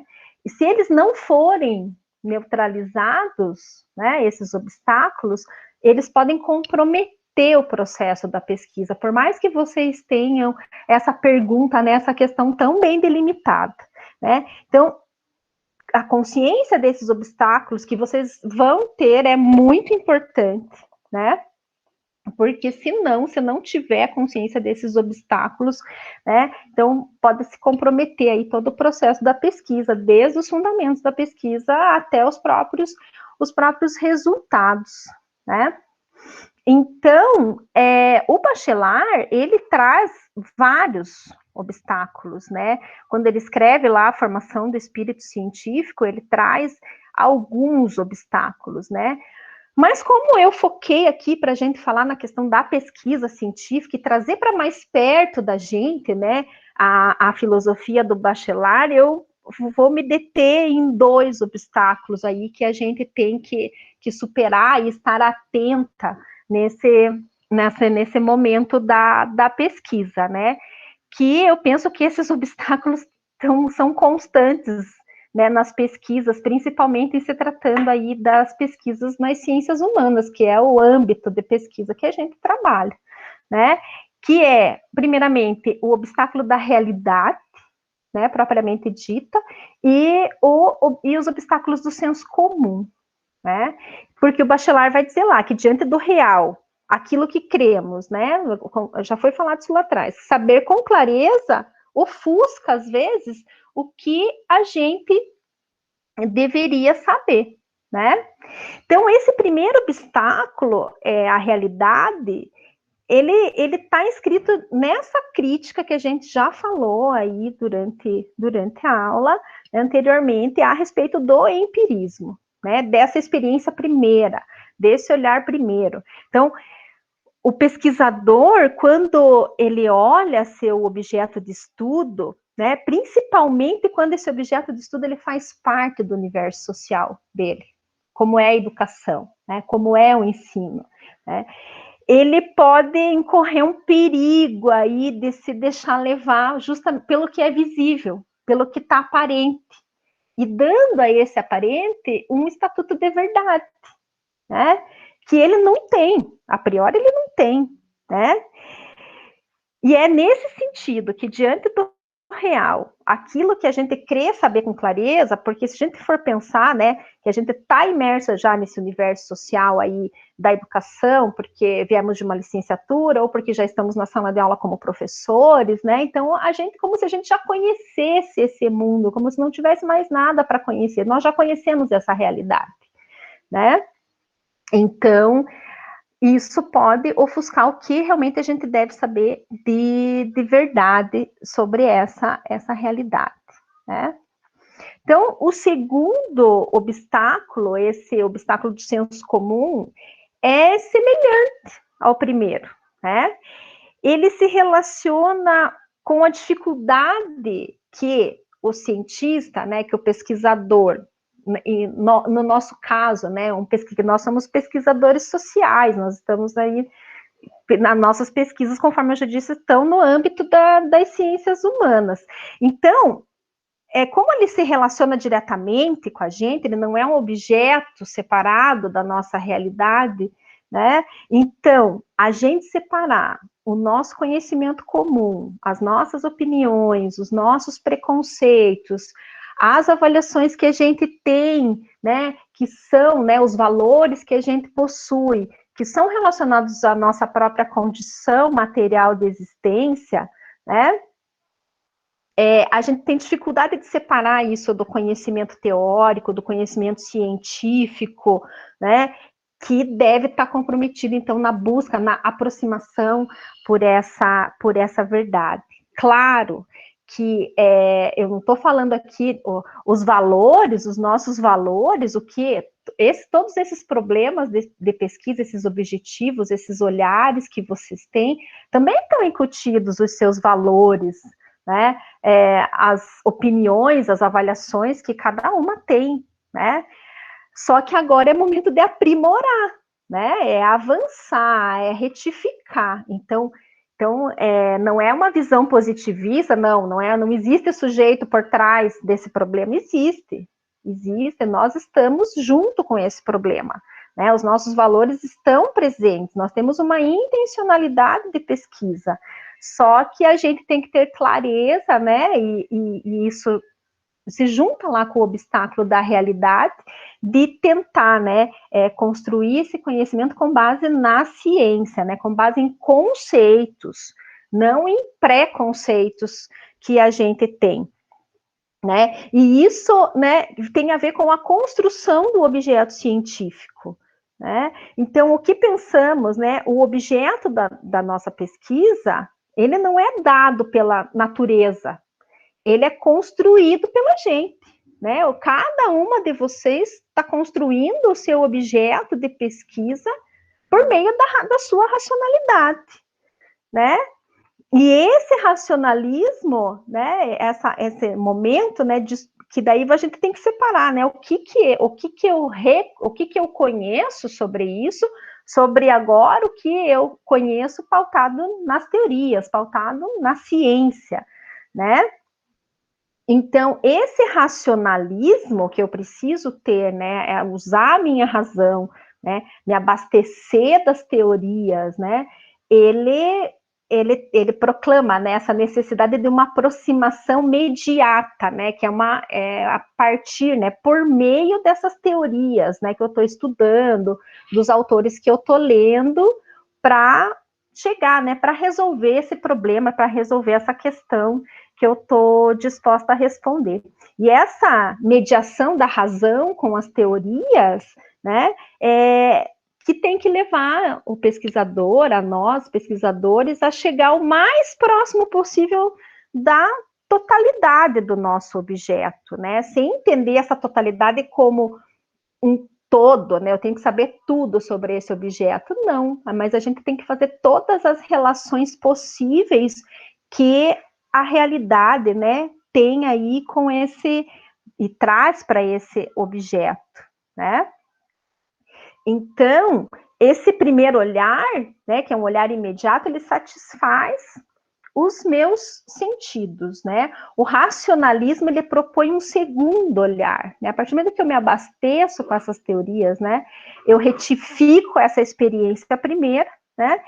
E ele propõe, essa racionalidade propõe um olhar agora que é vigilante, que é outro conceito aí que o Bachelard vai trazer para a gente, né? Então, uma preocupação do Bachelard, né, é com essa necessária vigilância epistemológica, né? Então, a gente tem que ser vigilante para que esses conhecimentos, né, essas aproximações primeiras que a gente faça, a gente já não as julgue como verdade, como se o caminho para o conhecimento já tivesse, né, já tivesse pronto, né? Então, é como se eu vejo as coisas e julgo aquilo como a verdade, já como a solução do meu problema, eu paro, né, nesse primeiro passo, né? E esse parar no primeiro passo para o bacharel já é considerado, né, como um obstáculo ao avanço do conhecimento, né? Então isso daí, ele, na verdade, ele reforça a necessidade de inserir o objeto de pesquisa em uma problemática agora abastecida por uma teoria de base, né? Então, a vigilância epistemológica, o Bachelard vai dizer que nós temos, e o Bachelard diz, e o Pierre Bourdieu, lá na sociologia, ele também reforça essa ideia, ele usa essa ideia do Bachelard para dizer que nós temos que ser vigilantes na escolha dos nossos objetos, na construção do nosso objeto, na escolha do caminho, né, dos métodos de observação desse objeto, né, nessa separação da opinião comum e o discurso científico, porque até o que você julga sobre teu objeto de pesquisa, de alguma forma você tem que fundamentar, né? Você tem que fundamentar, teorizar sobre esse objeto, né? Só essa familiaridade, de repente, se eu estou fazendo uma pesquisa dentro da escola e eu sou professora, né? Então, essa primeira, né? Como já é minha realidade, essa familiaridade com o objeto já constitui um obstáculo epistemológico por excelência. E aí, essa questão aí não é nem tanto do Bachelard, já é o Bourdieu que traz, porque como ele faz pesquisa sociológica, né, então o espaço social é o espaço que a gente está inserido, né? E aí ele, com apoio nas ideias do Bachelard, ele reforça essa necessidade de inserir o objeto de pesquisa dentro dessa problemática, que vocês já estão bem avançadas nesse sentido. Então, o nosso objeto de conhecimento, né, no qual a nossa pesquisa está inserida, ele é um objeto, ainda mais falando de educação, de formação, de ensino, ele é um objeto com múltiplas determinações, né, que vai exigir da gente métodos de aproximação, né, olhares que, num sentido, né, numa perspectiva de totalidade. Porque é necessário a gente entender todos esses objetos aí que vocês expuseram, é importante que vocês compreendam ele, né, nessa perspectiva de totalidade, no sentido de trazer as suas dimensões históricas, políticas, econômicas, sociais, culturais, né, em que se insere todas as questões relacionadas à educação e ao ensino, né? E isso acaba impondo, né, para a gente, como pesquisador, uma constante batalha contra as certezas do senso comum, com questões ideológicas também. Então, qualquer estudo, né, a gente tem que pensar que qualquer estudo que não leve em conta esses nexos relacionais, né, da questão do contexto em volta, ele acaba fadado a uma descrição superficial da realidade, né? E aí você, não, mas eu estou colocando uma teoria ali, né? E não estou fazendo esses nexos relacionais, né? Mas essa teoria fica somente superposta ali naquele objeto, né? Essa teoria está ali só com o objetivo de garantir uma cientificidade, né? Aonde ela não existe. Porque falta esses nexos causais, essas outras relações, essas outras dimensões, onde o nosso objeto de pesquisa está mergulhado. Então, é muito importante, né, essa vigilância também nesse sentido, de compreender as outras dimensões que estão mergulhadas no nosso objeto, né, principalmente as questões sociais, as questões políticas, históricas e culturais. E aí, para finalizar, eu trago, né, e a Alice, no final do artigo, ela traz também, né, as relações com o ensino de ciências. Então, o Bachelard, especificamente, ele não traz em sua obra escritos sobre a educação, né, mas ele, frequentemente, ele faz essa relação justamente pela sua trajetória ele faz essas relações. Então, existem várias leituras do Bachelard trazendo essas aproximações como pedagógico, que até o nosso próprio tempo, né, não permite avançar tanto nas discussões. Você teria que ter uma disciplina aí só de Bachelard para compreender todas essas relações, né, ter conhecimento de todas essas relações. Então, a partir das proposições, que eu vou fazer aqui com apoio daí já da Alice Lopes, né? Então, algumas considerações a gente tem que fazer, né? Primeiramente, a gente, mesmo, né, já com relação ao ensino de ciências, nós devemos nos manter vigilantes, né, no sentido de ultrapassar os obstáculos epistemológicos, né? Então, mesmo dentro do processo de ensino, né, a gente tem que estar vigilante nas nossas aulas, né, nas nossas pesquisas, né, porque, pensa assim, né, nas nossas aulas, quando a gente vai organizar nossas aulas, a gente se preocupa como que os alunos aprendem, né, como que os alunos aprendem, como que a gente vai aplicar aquele conhecimento. A gente até olha para um contexto educacional mais global, né? Mas comumente a gente não analisa epistemologicamente o que a gente ensina. E com isso a gente acaba reforçando obstáculos, que na verdade a gente tem que ajudar o aluno a superar. Um exemplo disso é a própria perspectiva empirista, né? Porque a perspectiva empirista, positivista, é o ar que o ensino de ciências respira. Né? Então, entender, existem inúmeros artigos que trazem, né, a concepção dos professores de ciências sendo uma concepção empírica e positivista. Então, conforme eu disse para você, é o ar que a gente respira. Então, se a gente não pensa que isso existe, a gente vai acabar, trazendo isso para o nosso contexto de sala de aula, né, e trazendo, assim, um obstáculo, né, colocando aí um obstáculo que, na verdade, a gente devia ajudar os nossos alunos a superarem, a entender a ciência de outra forma, né, a entender a ciência a partir dessas rupturas, dessas descontinuidades, com interesses, o seu papel social, né. Então, a visão empírica, ela acaba cegando a gente, né, nesse sentido. Então, o Bachelard, ele também traz para a gente, né, essa necessidade dos professores conhecerem as concepções prévias dos alunos. Aí tem inúmeros artigos que trazem, né, essa questão das concepções prévias, e no alerta do Bachelard, esse conhecimento prévio, ele precisa ser trabalhado ao longo do processo educativo. E aí ele vai trazer uma ideia, que eu até nem trouxe aqui no texto, que é a ideia da psicanálise que ele traz, né?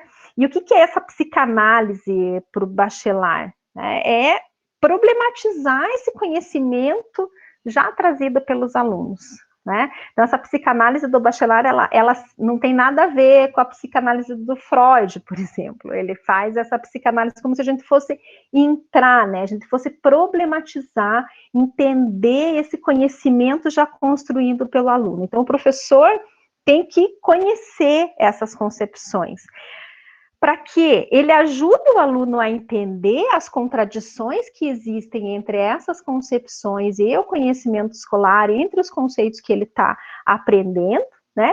Que o próprio aluno, ele também, né, na construção do conhecimento, ele localize essas limitações desse conhecimento prévio que ele tem, né? E a partir desse confronto, podemos propiciar, então, uma aprendizagem dos conceitos científicos de forma que esse conhecimento se estruture, né, no espírito, como diz o Bernard, no espírito do aluno, na consciência do aluno. Então, a Alice Lopes traz no texto também a necessidade de superar obstáculos que impedem o professor entender o porquê do não aprendizado do aluno. Então, é muito simples, né? Então, ele não aprendeu porque ele não estudou, porque ele não prestou atenção, né? O porquê que ele não aprendeu. Então, dificilmente o professor, a gente vê o professor fazendo essa autocrítica, né? O porquê que o meu aluno não aprendeu, né? Então, a gente acaba, né, nessa ideia do senso comum, sempre acaba responsabilizando o aluno pelo seu não aprendizado. Então, conforme eu disse anteriormente, então aprender ciências implica, então, aprender conceitos que vão colocar em crise as ideias prévias dos alunos, os conceitos que ele tem da sua experiência comum, né? Mas isso não significa que os conceitos aprendidos na escola, que o conhecimento científico é superior a esse conhecimento prévio do aluno, né? A gente não quer que o aluno esqueça o que ele sabia, a ideia que ele tinha sobre determinado conceito, né, sobre determinado fato, sobre determinado fenômeno. A gente quer que esse aluno supere, que ele avance, né, ele não precisa abandonar, até ele tem que ter clareza, né, como ele via as coisas antes e como ele vê as coisas a partir, né, do aprendizado dos conceitos científicos. E o Bachelard, ele traz para a gente esse desafio, né, de olhar o erro no processo do ensino-aprendizagem, né? Então, de não olhar o erro também. Então, ele não aprendeu porque ele não prestou atenção, assim, ele errou e o problema é dele, né? Então, cabe a gente entender, né, essa função positiva do erro. Então, que o erro, né, na perspectiva do Bachelard, ele é a possibilidade, ele é a chave, né, para o conhecimento. Ele possui uma função positiva, né, nessa gênese do saber, né, nessa construção do conhecimento, né.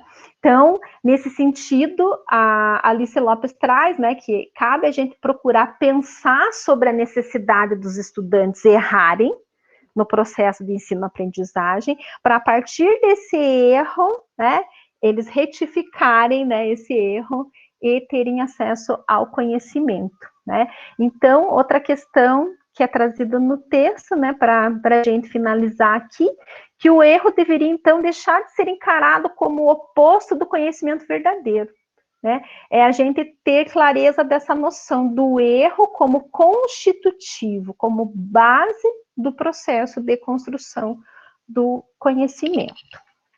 E aí, para finalizar, eu busquei o Bachelard poeta, né? Eu busquei uma frase do Bachelard poeta. E realmente você não acha muita coisa, né, sobre o Bachelard poeta, mas essa eu achei bem legal, né? Então, o Bachelard poeta trouxe essa frase dele: ainda existem almas para as quais o amor é o contato de duas poesias, a fusão de dois devaneios. Então, né, para finalizar, a gente vê o contraste, né? Então, o Bachelard radical na sua questão, né, na sua crítica, na sua questão epistemológica, e esse sonho, né, do Bachelard poeta. É isso que eu tinha para falar para vocês hoje. Espero que vocês tenham gostado, que tenha trazido contribuições para vocês. E agradeço mais uma vez o convite. Patrícia. Muito bom a poesia que você colocou do Bachelard aí ao final, né? Ele dizia que toda manhã, para higienizar a mente, ele tinha que ler uma poesia, né? Uhum. E a gente percebe, assim, não só no Bachelard, mas em muitos pensadores, né?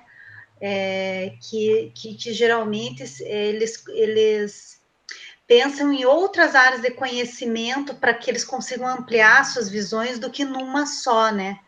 Isso eu acho interessante, que sempre a gente vai estudar algum pensador que é reconhecido, filósofo, epistemólogo, eles pensam em mais de uma área de conhecimento, muitas vezes nem como profissão, mas assim, tem isso para higienizar. Eu achei bacana, né, o Bachelard falar, higienizar a nossa mente, olhar com outros olhos para o mundo, né, bem bacana.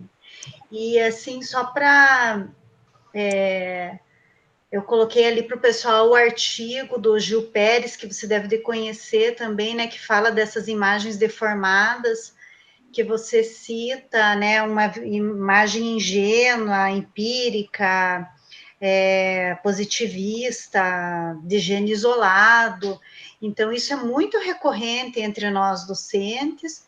Essa pesquisa até do Gil Pérez, ela foi feita em 2001, há quase 20 anos, 2001, 20 anos atrás, né? E hoje, quando se refaz essas pesquisas, inclusive em mestrados e doutorados, ainda a gente percebe essa visão bastante ingênua da ciência. Então, para a gente repensar, né? Mas esse artigo, ele é muito bom, até ele tem na internet, mas tem esse livro que eu gosto bastante, que ele até fala da necessária renovação do ensino de ciências, né? E esse artigo está nesse livro, né? E ele diz, né, que a superação dessas visões deformadas da ciência é um requisito essencial para uma renovação do ensino de ciências, para uma renovação da educação científica. Porque, na verdade, essa questão, ela acaba sendo ideológica, né? Então é difícil. Então, por mais, ou até mesmo o processo formativo, por mais que a gente discuta essas questões, é difícil de você superar, porque ela faz parte da formação da consciência do professor, né? Então, por isso essa necessária, essa vigilância, né? Essa vigilância epistemológica nessas questões, porque a gente acaba na correria do senso comum nem pensando, né? Nem analisando, nem avaliando essas questões. Até a Renata coloca aqui, né, que essa renovação já deveria de começar na formação dos professores, e a gente percebe isso, também tem pesquisas em relação a isso, o quanto ainda a formação é no modelo empírico, indutivista, teórico. Então a gente vai para as aulas, né, tanto física, química, biologia, matemática, não sei, mas assim, para as aulas de laboratório, e nessas aulas de laboratório a gente segue um protocolo que chega ao final a um resultado, a gente não pensa no erro, a gente não pensa nos obstáculos, a gente não pensa na teoria, a gente observa, né? Bem no modelo empírico positivista. Então, você cumpre um ritual, uma metodologia, né? Um ritual, e você chega ao resultado final, né? Então, esse modelo de ensino também é muito criticado, porque não se faz ciência dessa forma, mas se ensina ciência dessa forma, né? E esse é um grande problema, né? Porque todas nós aqui, viemos de uma formação que ela, principalmente na questão da biologia, da química, da matemática, que ela é fundada nesse pressuposto positivista. Então, se a gente for ver a construção das áreas hard, né, a gente for pensar numa biologia celular, numa química analítica, né, numa disciplina cálculo, então ela ainda é muito pautada nesses pressupostos, e isso o professor dessa disciplina, ingenuamente, né, ele acaba transferindo. Então, como o nosso processo formativo, ele é em grande parte nessa perspectiva, né, como ela é, de certa forma, ideológica, a gente acaba incorporando, assim como o ar que a gente respira. Então, a gente não pensa sobre ela. Então, até, Renata, na formação dos professores, a gente tinha que ter uma ruptura, exatamente, para a gente mudar essa racionalidade, entende? Porque a forma, e daí a gente fala de diferentes racionalidades, a forma como, por exemplo, eu, a Betina, você que é formada em biologia, né, as meninas da biologia aqui, a Francine, a forma como a gente olha a biologia a partir, né, da racionalidade das ciências humanas é muito diferente da forma que quem é da biologia hard, como a gente diz, da biologia dura, ela olha a biologia. Então, são racionalidades completamente distintas. Nós olhamos a biologia aqui, nesse contexto, a partir das ciências humanas, né? A partir dos seus condicionantes sociais, políticos, culturais, né? A química analítica, por exemplo, ela olha lá para o laboratório dela. Então, a sua racionalidade não sai de dentro daquele laboratório. Então, realmente é uma ruptura que tem que acontecer aí no processo formativo dos professores. Gente, às vezes eu fico só aqui olhando vocês, né? Eu fico bem quietinha e não falo nada, porque é muito diferente. na área de arte nesse aspecto, né? Então, por exemplo, você falou da questão do dia e noite. Então, de forma geral, quem trabalha com bacharel na arte trabalha com essas outras produções que ele tem, aquela poética do espaço, discute a questão do processo de criação, construção de imagens. Então, esse bacharel, né, que fica ali, talvez menos lido para quem quer trabalhar ele como epistemólogo em relação à pesquisa, né? Mas eu fiquei pensando muito nessa questão que você acabou de falar, dessa pessoa, então, que é do laboratório, digamos, né? E aqui o professor. Então, o professor daí na área de ciências tem mais discussões para romper com isso, né? Abrir essa questão. E daí na arte é justamente o contrário, porque na arte, daí, digamos assim, o bacharel, aquele que trabalha com arte, ele é o contrário, ele é muito mais aberto do que o da ciência, entendeu? Nós, daí, quem trabalha com o ensino de arte é que, na verdade, é um pouco mais fechado, trabalha mais com metodologias e tudo, porque em termos de arte é uma coisa muito individualista, de pensar na pessoa, de pensar nesse artista, então ela trabalha muito mais com essa questão humana, né?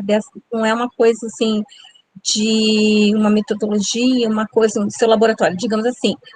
Tem um laboratório meu que eu faço o que eu quero, digamos, no meu, entre aspas, que é o ateliê, né? O meu ateliê, eu crio, eu faço. É lógico que utiliza técnicas, utiliza, né, esse tipo de coisa assim, mas é uma coisa com muito mais liberdade, né? Então, a gente conhece quem trabalha com bacharel um pouquinho, e às vezes a gente acha até o bacharel meio presinho, digamos assim, para a nossa área, em alguns aspectos, né? Então, é totalmente diversa a forma de observar o bacharel, né? A gente conhece mais um outro bacharel. O noturno.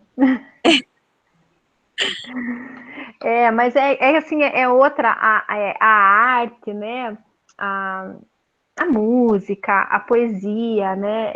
É outra dimensão do conhecimento, né? Se a gente for pensar. Eu estou falando assim na minha ignorância até, né? Porque eu, pelo menos, é a visão que eu tenho, né? Que é outra dimensão. Parece que mobiliza até outras áreas do cérebro, assim, para se pensar a realidade, né? É completamente diferente. Não, mas você está certo, é a visão que se tem. Claro que eu, por exemplo, eu trabalho mais com ensino, eu trabalho mais com licenciatura, eu estou no programa de ensino, eu já tenho uma visão diferente, mas, digo assim, de forma geral, a visão que se tem é completamente oposta. É que eu, em particular, eu trabalho com essa discussão dessa relação arte-ciência, então eu sempre trabalho com autores que vão trabalhar nas duas linhas e discutir meio que conjunto, né?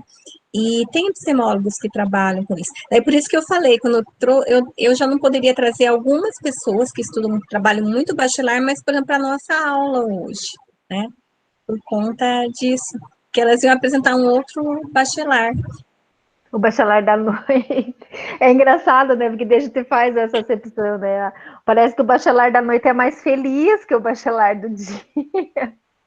Mas eu e a Betina estamos pensando numa reformulação, né, Betina? A gente vai criar uma outra epistemologia lá, daí naquela outra epistemologia, que vai ter um monte de coisa, vai ter o bacharel noite. Ah, legal. Nós vamos criar uma outra disciplina de epistemologia, né? Não a outra epistemologia, viu? Mas é interessante, eu acho assim que bacharel também, eu vejo assim, como eu trabalho com as críticas feministas da ciência, epistemologia feminista, também hoje vejo algumas críticas no bacharel, mas só que pensando ele no tempo dele, né? Nascendo em 1800, e o período que ele fez a construção dessa visão epistemológica, ele é bastante interessante, né? E até penso assim que o Bourdieu foi muito feliz de se apropriar de algumas questões dele e trazer isso para a área de sociologia, porque também dele não era essa a intenção. Então, é um pensamento que pode ir além, né? E provavelmente também, né, Josi, na área de artes, os pensamentos que ele teve, dos conhecimentos, eu também não conheço essa área, outros autores também se apropriaram disso e construíram coisas, sei lá, diferentes, inovações, enfim. Eu, por exemplo, eu tenho um pouquinho de... até acho que você até trouxe aquela citação, que ele distinguia muito uma coisa da outra. Então, separação. para mim, por isso que eu não é um autor, eu entendo ele, né?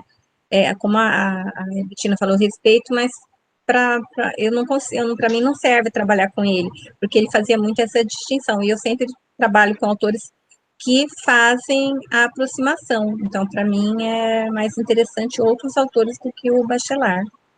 Mas foi ótimo, tá tudo bom, todo mundo tá falando um monte de coisa. Você tá lendo aqui? Eu tô lendo.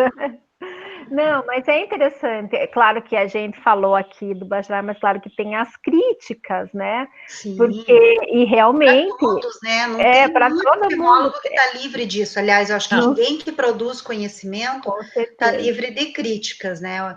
E não é uma crítica de dizer que nada vale, mas a gente é limitado, nós somos humanos, então a gente produz dentro da nossa. Do nosso que a nossa contexto, racionalidade do que é possível, do que a nossa racionalidade permite. E se pensar no tempo dele, o que a racionalidade dele permitiu, ele foi um excelente epistemólogo, né? Incrível. E tanto que está aí, que a gente estuda até hoje, tem muitos estudiosos que continuam aí tentando descobrir todos os enigmas aí do Bachelard, que não são assim tão, são complexos, né? A escrita dele é complexa também, enfim. Tem que fazer uma reinterpretação, né? Assim, a crítica, eu no meu pobre lugar faço, assim, do Bachelard, tipo, claro, é importante essa questão da recorrência histórica, de trazer a questão histórica para dentro da ciência, né? Até para superar a visão anterior, e também a questão da verdade como devir, né? Que ele reforça bem isso, mas eu penso que ele acaba ficando nisso, né? Por exemplo, a questão social, aí é o Bourdieu que já traz, né? Ele avança da leitura, ele retifica, né? Usando a linguagem dele, a leitura do Bachelard e problematiza isso, né? E traz esses conceitos para dentro da sociologia, porque se a gente for ler, assim, o Bachelard não olha para o social, né? Ele não olha para as condições de existência, as condições materiais de existência, por exemplo. Né? Ele acaba focando nessa questão da história e foca no conhecimento científico, né? Então a gente subentende que ele, né? Assim, então o sujeito não é neutro porque está dentro de uma história, né? Mas então ele não chega a tocar nesse ponto. Então a gente subentende que ele está falando que o sujeito não é neutro, né? Que existe uma história por trás disso, mas são interpretações aí que a gente tem que fazer meio que nas entrelinhas, né? Do que ele fala. Isso mesmo. Diferente do Fleck que o Rodrigo trouxe para vocês, né? Então o Fleck ele já faz essa leitura da ciência, né? Pautada nos estudos sociais da ciência mesmo, né? Na questão dos valores que cada grupo de cientista tem, né? E de distintas racionalidades, que algumas são incongruentes, e daí o Kuhn também vai falar isso lá, né? Então aqui a gente ficou nessa questão mais voltada para a questão histórica da ciência, né? Que marca mesmo a filosofia do Bachelard. Ideia interessante quando a gente pensa no Fleck, porque o Fleck viveu na pele, né? Então, aí as epistemologias feministas dizem assim, a situação do conhecedor influencia, né? Ele influencia na sua escrita, influencia na produção do seu conhecimento. Então, se a gente olha para Fleck, vê como ele pensou a questão social, aonde ele estava naquele momento, de que país ele era, que ele passou por uma guerra, foi para um campo de concentração, tudo isso influenciou ele olhar para a ciência de uma maneira muito social também, e que são coisas que, por exemplo, o Bachelard não passou. Que vivia num outro país, sempre foi de uma outra nível, de um nível social diferente, que não sofreu esse tipo de... A intelectualidade, porque assim, se a gente for pensar na França, no contexto da filosofia, mesmo da produção do conhecimento, a França ali do século XIX, ela é muito rica nesse sentido, né? Sim. Então ele parte, né? Então o Bachelard até ele é assim, vamos dizer que metido de certo ponto, porque ele não mostra para a gente de que água ele bebeu, né? Ele não traz assim, claro que as ideias dele são oriundas de outras, né? Ele avança também esse conhecimento, mas a gente não percebe tanto da onde, né? Ele não conta da onde que ele vem as ideias. Como, por exemplo, como se você vai ler o Bourdieu, daí ele vai contando, né? O Bachelard, o Durkheim, o Marx, ele vai trazendo da onde que ele constrói as ideias. Isso, eu gosto de autores que falam isso, sabe? Particularmente. Mas é que os autores, quando a gente pensa nesses mais antigos, eles tinham, hoje a gente não faz mais isso, porque senão é plágio, é crime, né? Mas eles faziam isso até pelo próprio modelo de ciência que se tinha, né? E o modelo de cientista, de filósofo. Hoje a gente não tem mais a pretensão de ser semideuses, né? Ou deusas. Nossa, mas muito bom, né? Tina, Pessoal, então a Patrícia dá uma fechadinha, mesmo se a gente fica conversando depois, por conta do tempo. você quer que eu feche a gravação? Não, ela fechada pra gente fechar. Porque daí eu fecho a gravação e a gente continua. É por conta Patrícia, para não ficar muito extenso, então a gente meio que fecha, depois a gente continua conversando, tá? Mas aí, se você quiser só fechar a sua fala, você Não, gostaria assim, de deixar para a posteridade. na verdade, assim, eu gostaria de agradecer imensamente o espaço, né? A possibilidade de rever os estudos do bacharel e estou aberta aí a novas oportunidades que vocês acharem pertinentes. Podem chamar que eu venho. Muito obrigada pela atenção das meninas, muito obrigada pelas as professoras pelo convite. Nós que agradecemos, Patrícia, já está convidada para a nossa próxima aula de bacharel no próximo ano, tomara que ao vivo. Tomara, né? Então tá bom, eu vou finalizar aqui.